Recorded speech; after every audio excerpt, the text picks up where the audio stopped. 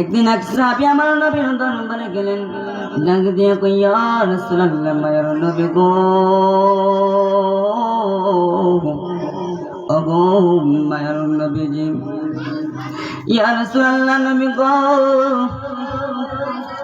আমি কার ইবাদত করলে, কার খেদমত করলে কোন নবী জান্নাতের নৈকট্য লাভ করতে পারবো?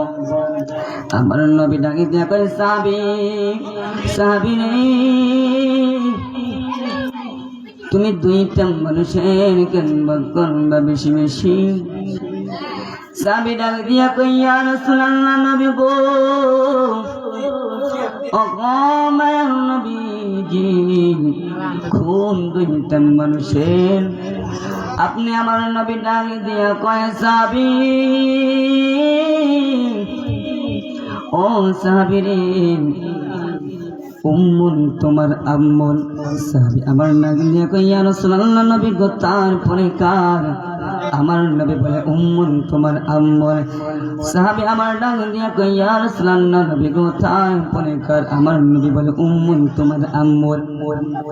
সাহাবী আবার ডাক দিয়া কয়, ইয়া রাসূলুল্লাহ, নবী গো, তারপরে কার? আমার নবী বলেন, আবুন তোমার আব্বু। ওই সাহাবী একটা ডাক দিয়া কয়, ইয়া রাসূলুল্লাহ, নবী গো, ওগো মায়ের নবীজি,